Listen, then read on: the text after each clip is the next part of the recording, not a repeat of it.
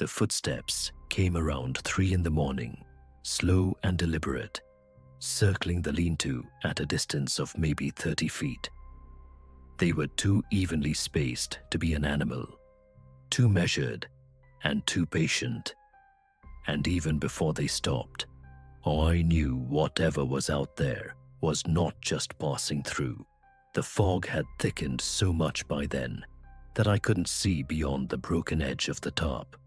I could only sit there in the dark with my arms wrapped around my knees, listening to those steps move through wet leaves and soft ground, one after another, never hurrying, as if whatever was making them already knew exactly where I was.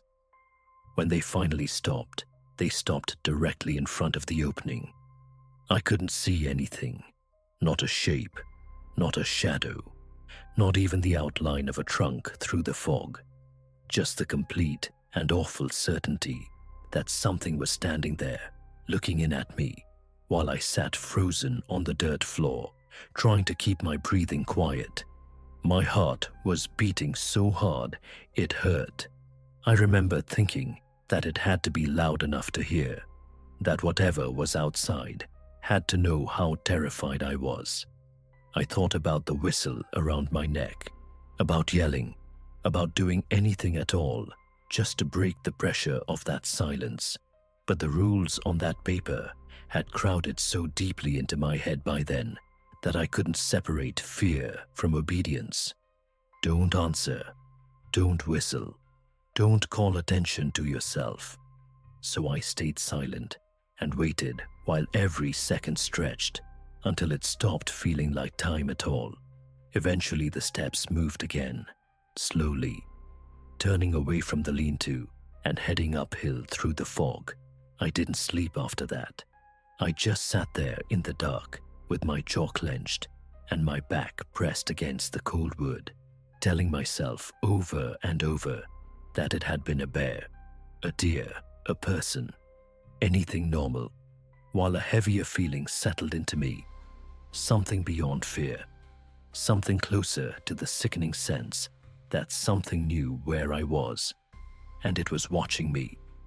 I remember stepping off the main trail that afternoon, like it was the smallest choice imaginable, the kind you make without even realizing it might matter later. The Appalachian woods in late October had always done something to my head that nothing else could. The air smelled like pine, damp bark, cold earth, and old leaves. And after an hour, out there the noise in me usually went quiet. That was why I'd gone alone. I packed light because I wasn't planning anything ambitious. Just a few hours on a marked loop before heading back to the truck. I had water, protein bars, a paper map folded into my jacket pocket, my phone fully charged, a cheap whistle on a lanyard I put on my neck, and a spare flashlight. The trailhead sign said the loop was easy, well marked, about 6 miles. I checked my watch when I started, around 2:30, took a quick photo of the parking area so I'd remember where I was, and set off without any sense that the day was going to turn into something I would still be thinking about years later. The first stretch was exactly what I'd wanted. Wide trail, soft ground under the leaves, long slanting light through the trees. The kind of quiet that feels restful instead of empty. I passed 2 hikers heading back in the other direction, a man and a woman in bright jackets. And I remember noticing them, mainly because they were the last people I would see who felt entirely normal. After that, the trail dipped lower, bent around a rocky slope, and somewhere near a stand of hemlocks, I noticed a narrow path breaking away toward the sound of water. It wasn't marked on the map, but it looked worn enough to seem real. Flattened grass, broken twigs, just enough shape to it that I didn't question it. I told myself I'd follow it for a few minutes, maybe find a stream, then come back.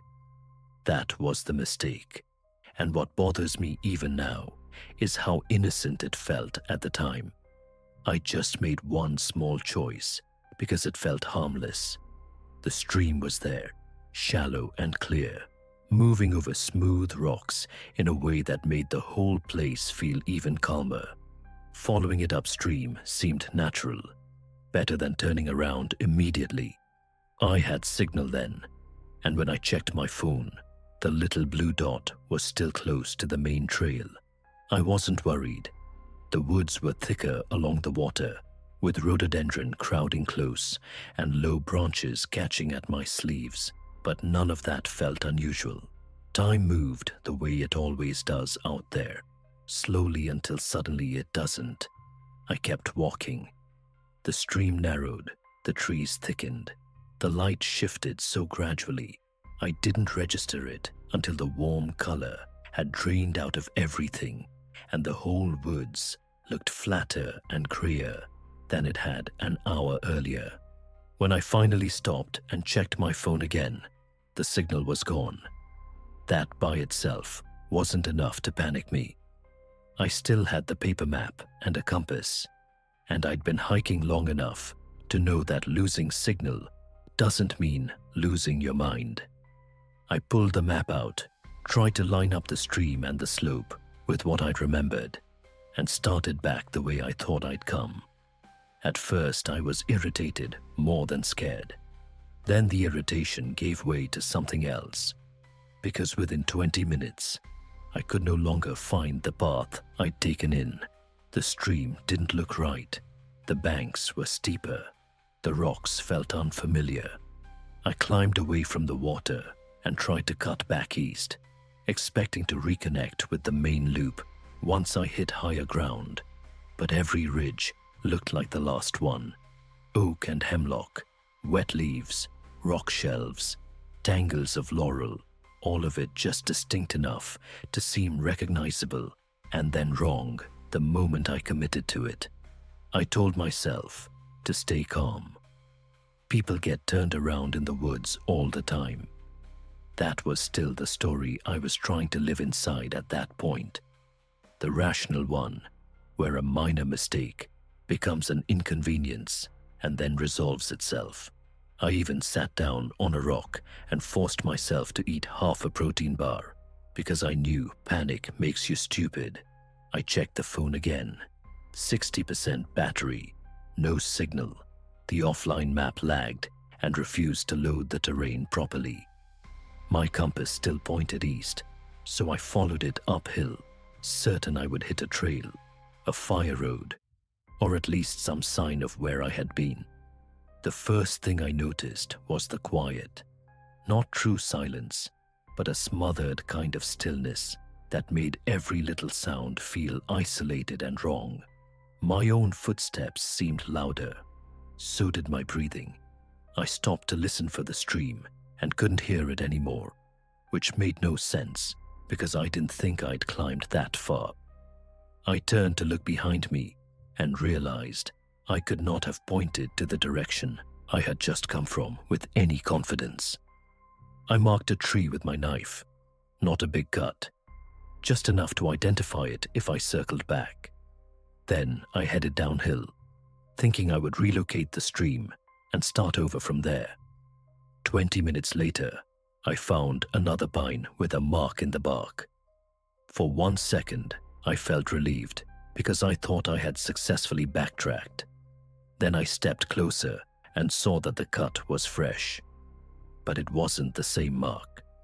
Mine had been a short diagonal slice at waist height. This one was longer, lower, and doubled back at the end like a hook. By the time my watch said 5:30, it looked later than that. The clouds had thickened and the cold had sharpened fast. I still thought I could get out before full dark if I kept moving, but that confidence was thinning by the minute.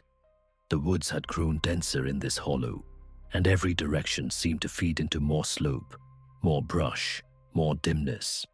When I found the lean-to, it appeared so suddenly that at first I didn't understand what I was looking at. Just a broken line against the trees, Then the shape resolved into a half-collapsed shelter built against a big hemlock, branches and rotting wood, and a faded blue tarp that had once been pulled tight and now sagged in the middle. It looked old enough that I couldn't tell if someone had made it for hunting or survival, or just to have somewhere dry to sit. I didn't like it, but I liked the idea of wandering through the dark even less. Inside, the ground was mostly dry. There was a flat stone near the back, and under it, I found the folded piece of paper. I almost put it back. Something about finding anything personal in a place like that feels intrusive, like opening a drawer in a stranger's house. But the wind had started moving through the trees in slow, cold bursts, and my hands were shaking enough that I needed something to focus on. I unfolded it and held it close to the beam of my phone light. The writing was in pencil, pressed so hard into the paper that some letters had torn through. The words were uneven and crowded, like whoever wrote them had been trying to get them down quickly before losing the nerve to do it. The rules. If you're lost here, follow them exactly. Don't ignore them, or you won't come out. There were 7 lines underneath. 1. If you hear your name called from the trees, do not answer. Keep walking. 2. Never whistle or make loud noises after sunset. They listen for that. 3. If you see someone waving or calling for help in the distance, turn away and do not approach. It is not who it seems. 4. Do not follow any lights you see moving between the trees at night. They are not hikers. 5. If your compass starts spinning or points wrong, trust your feet and head downhill toward water, but never drink from still pools. 6. Stay out of the fog if it rises sudden. It hides the paths that aren't right. 7. When dawn comes, if you haven't found the trail, stay put and wait for searchers. Do not move again. I read it twice, then a third time. In daylight, I probably would have laughed, or at least rolled my eyes. Sitting in that collapsing shelter with darkness gathering outside, I didn't laugh at all. It read like something someone had written, because they desperately needed there to be order in whatever had happened to them. I folded the page carefully and slipped it into my jacket pocket beside the map. I told myself I didn't believe in it, but that wasn't fully true. I didn't believe in it the way you believe in facts. I believed in it the way you believe in a warning sign on a road you've never driven before. Maybe it means nothing. Maybe it means somebody already learned what happens if you ignore it. I tried to rest in the lean-to while there was still a little battery left in my phone. I kept the light off most of the time and listened to the woods around me. Twigs snapped now and then. Wind passed through the higher branches. Once, something moved in the leaves downhill from me, small and quick. Probably nothing more than a deer or raccoon. And I remember how badly I wanted it to be something ordinary. That became the entire shape of my thinking that night. I didn't need to know exactly what was happening. I just needed every sound to have a normal explanation. Sometime later, fully dark by then, I heard a voice. It came from below the slope and drifted upward through the trees in a tired male voice that sounded so ordinary I nearly answered before I had even thought about it. "Hey, anybody out there?" I sat up so fast I hit my head. My mouth actually opened. I was that close to calling back. If the rules hadn't already been in my head, I think I would have done it without hesitation. Instead, I stayed still, every muscle tight, trying to decide whether what I was doing was cautious or ridiculous. The voice came again, a little farther left this time. "Hello?" I didn't answer. Then it came a third time, fainter, farther away, as if whoever had spoken had covered an impossible amount of ground in just a few seconds.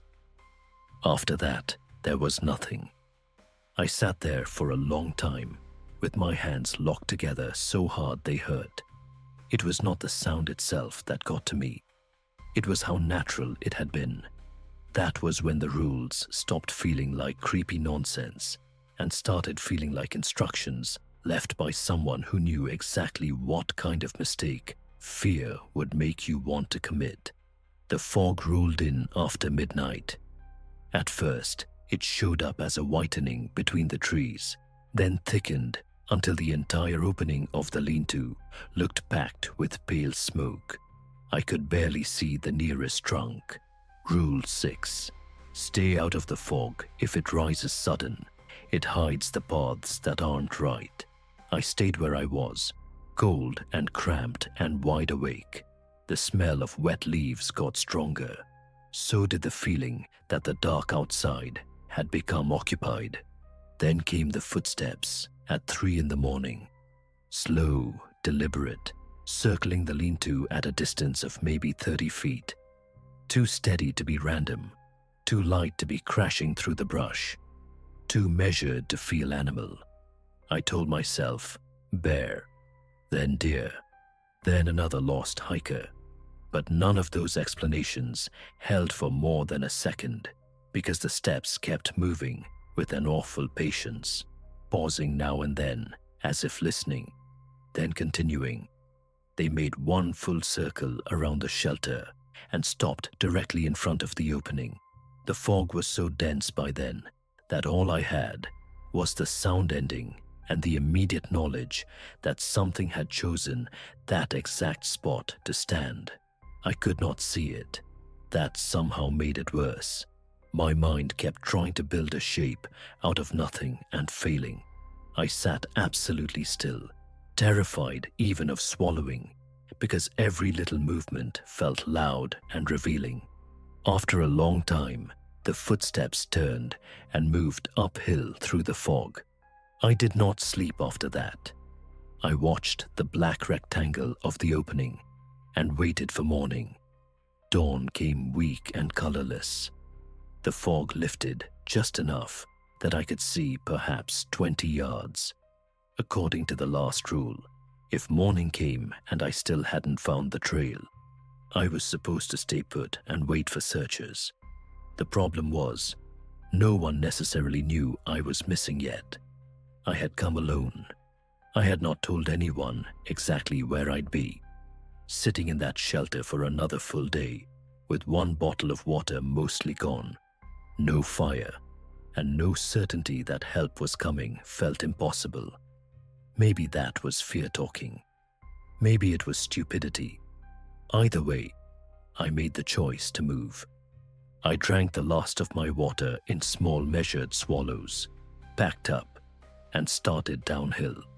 The morning passed in a blur of wet leaves, steep ground, and that strange sense that the woods kept repeating themselves without ever becoming familiar. I marked trees as I went and forced myself not to rush. The compass still worked then, steady enough that I trusted it, and whenever I lost confidence, I pushed downward, looking for water the way the paper had said. Around midday, I saw someone in the distance through the trees. A man in a red jacket, maybe 200 yards away, standing beside a pine and waving. My whole body reacted before my mind did.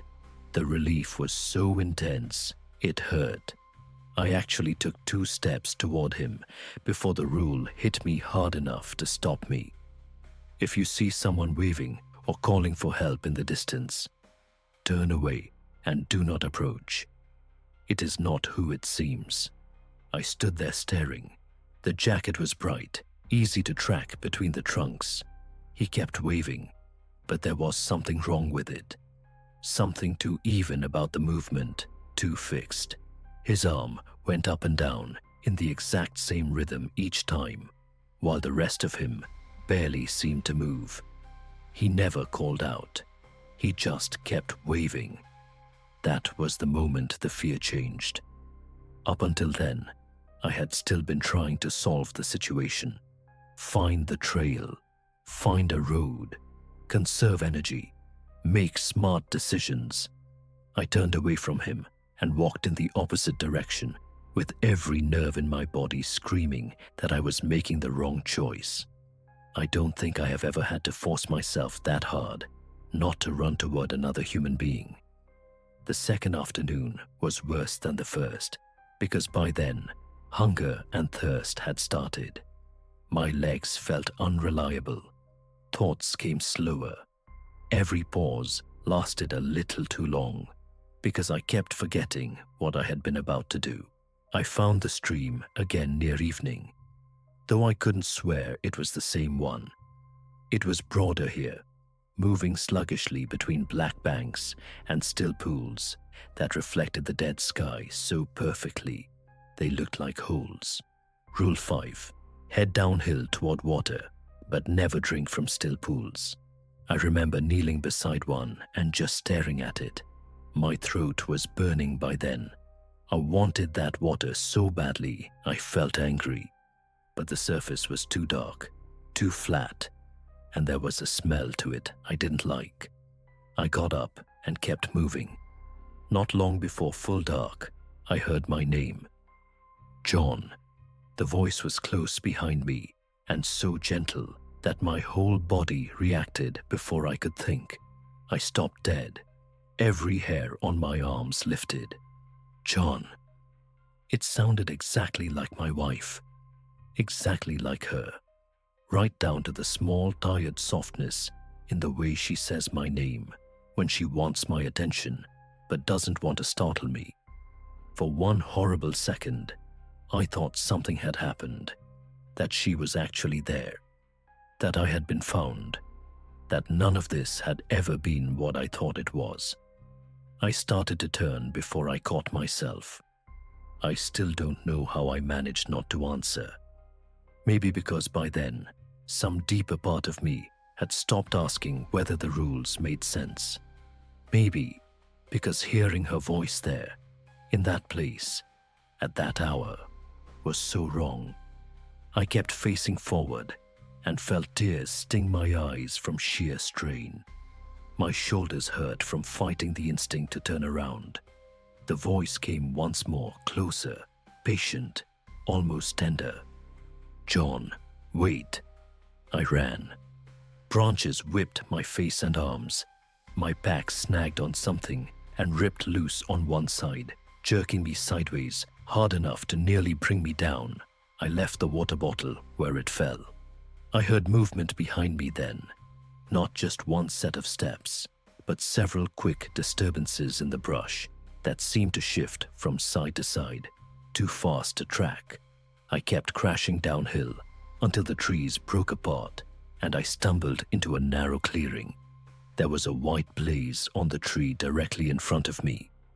Appalachian Trail marker, faded but unmistakable. I dropped to my knees right there in the mud and put both hands against the trunk, like I needed to confirm it was real. I was crying. I don't know how long I stayed like that. Long enough for my breathing to slow.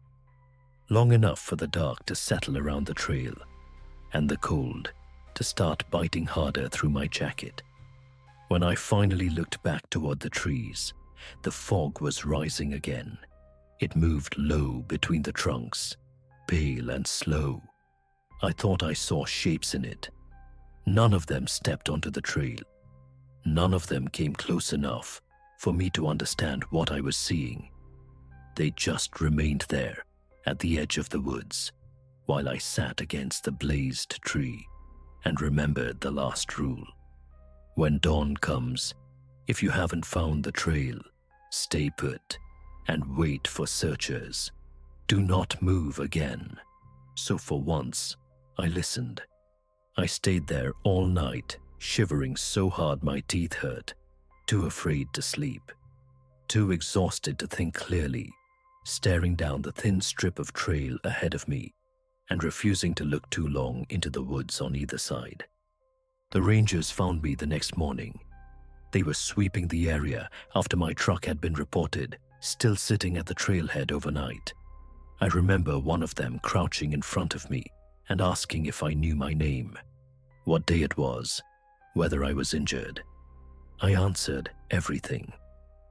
They gave me water and wrapped me in a blanket and asked the usual questions about where I had gone off trail and whether I had fallen or hit my head. I told them I got turned around. I told them I found shelter. I told them I kept moving until I hit the trail again. I did not tell them about the voices. I did not tell them about the man in the red jacket. And I never told them about the paper. I still have that page. It's in my wallet even now, folded along the same lines, the pencil more faded than it used to be.